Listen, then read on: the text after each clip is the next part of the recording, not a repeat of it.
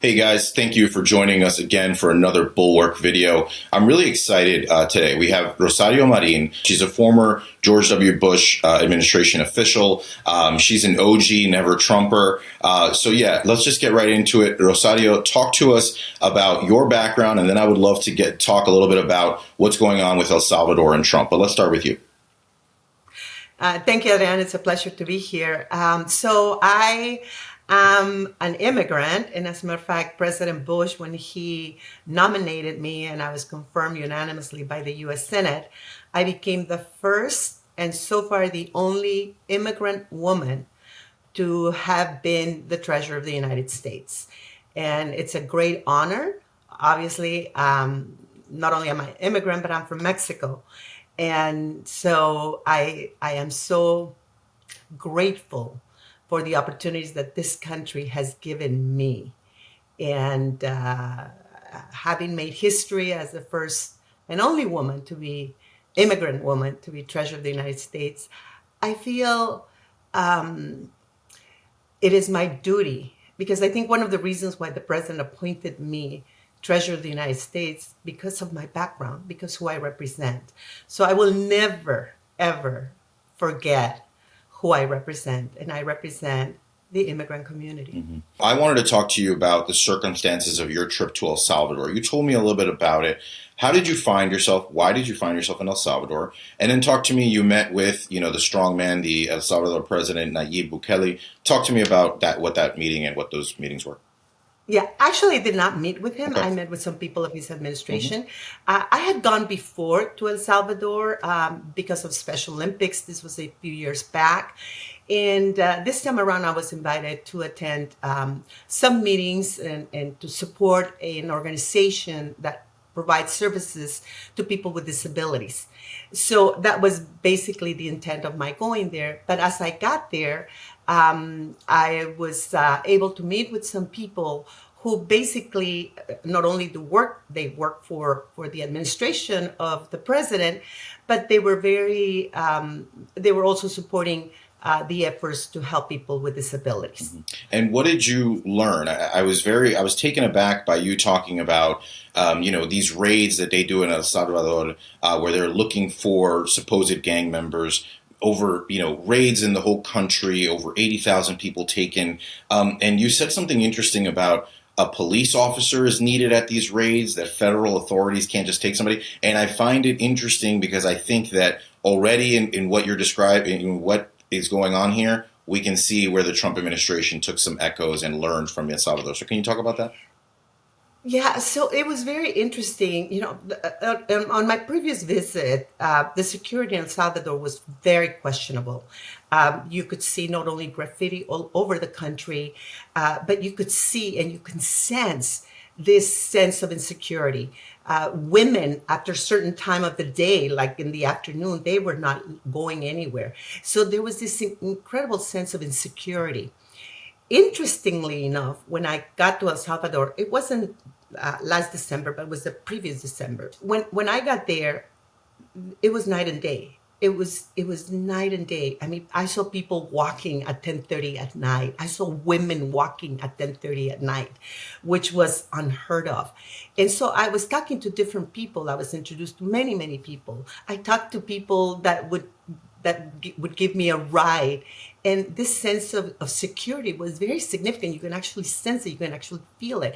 I came back and I was like, wow, this is really amazing.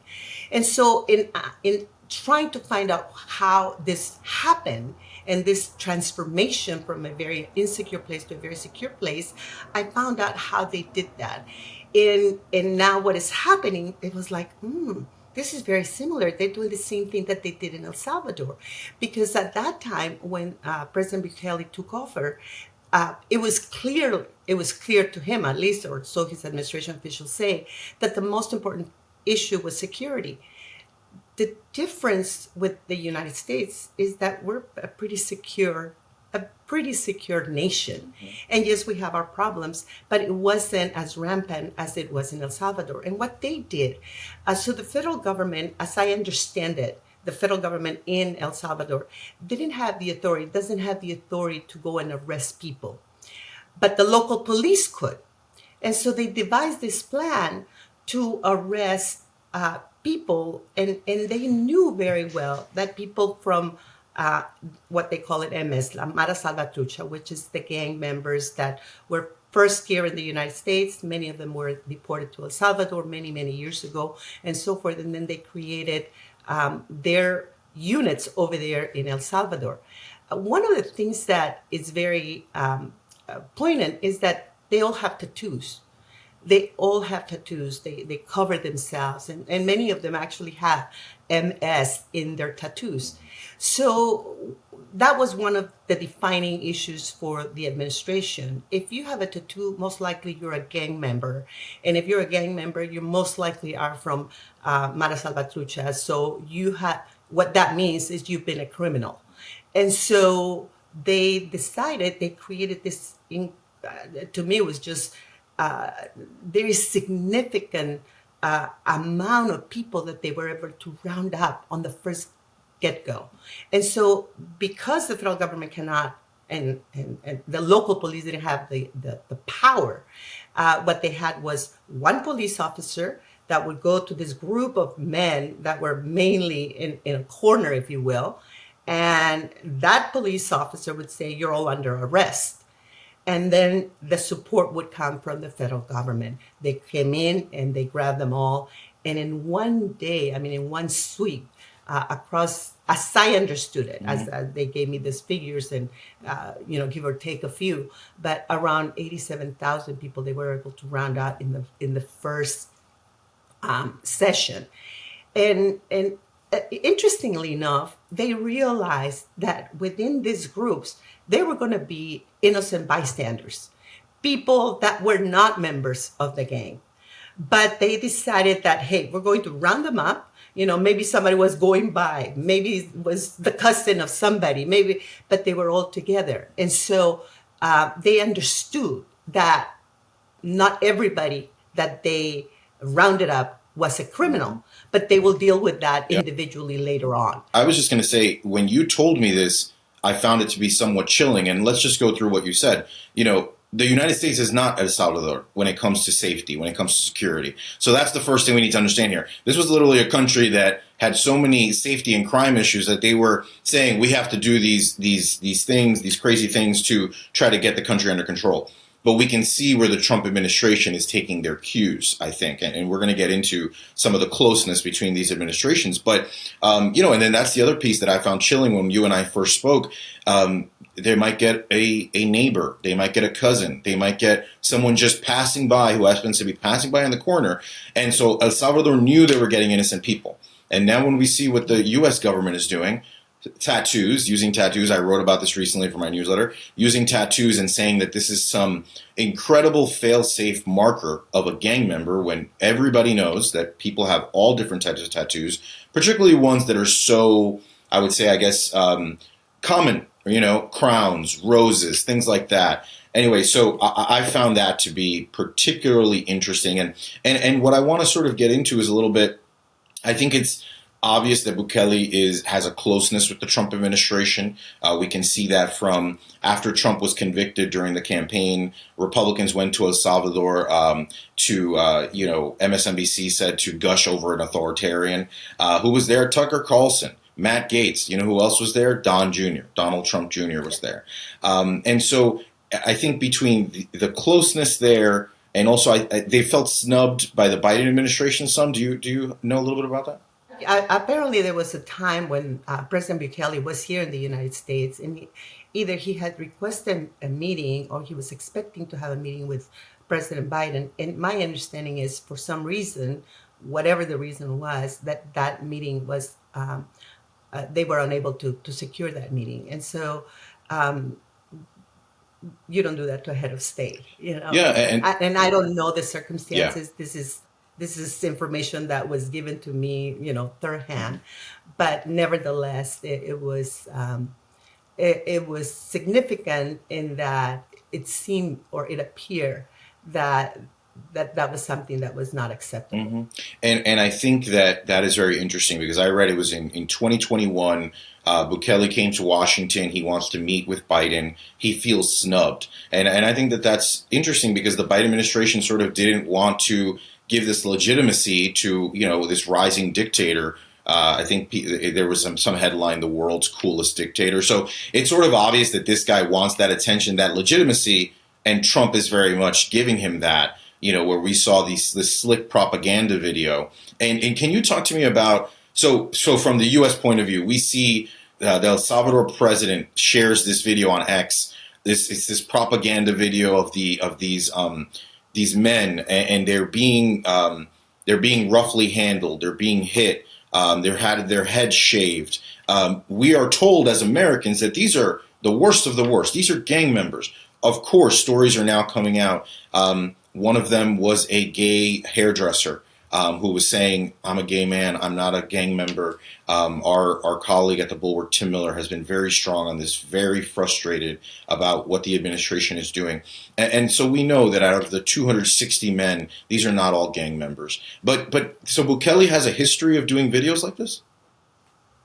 Well, he had done them back in when they did the raids, because he did get a number of accusations and finger pointing.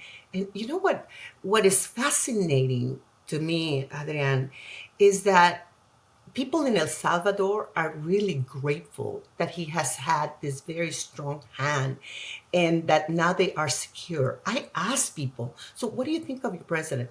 And people unanimously, there was not one person that I talked to and this is people I was just asking people, and there is not one person that doesn't admire and is grateful for what he has done. And you could see, he was reelected overwhelmingly, because he brought that sense of security. What is different for the United States is that we still have laws. We still have protections. Even criminals have protections.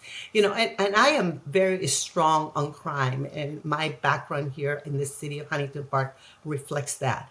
I am not soft on crime at all. I'm very strong on crime.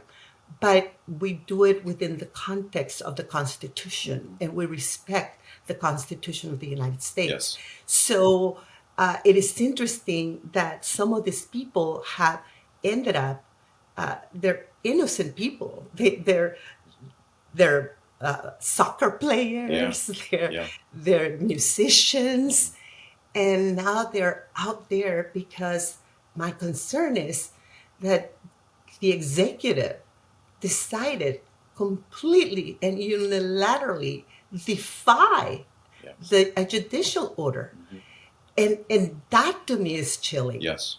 This is not, we are not an authoritarian country. Well, exactly that. We are not. Yeah. So it is very frightening, and where it is leading us to. We are supposed to be the strongest democracy in the world, and we are a place that has forever been a place where you could claim asylum here if there's a gang terrorizing you. I think one of the members is basically was claiming asylum and being scared of gangs. One of the men who was taken to El Salvador was somebody who had protested against Maduro in Venezuela, and for that he was electrocuted and suffocated. So he feared going back to the country. That has always been our legal immigration system to go along with illegal immigration policies. I want to have one last one for you. And Rosario, you and I could stay here and talk about so many different issues we did the other day. And so I won't hold you that long. But I think this is important because so many people are shocked by what we're seeing.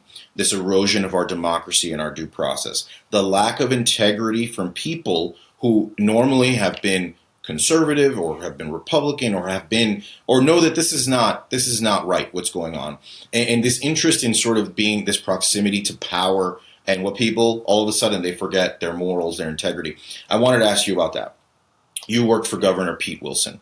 There was, for the audience not as familiar, there was this sort of infamous Prop 187. It was in the 1990s.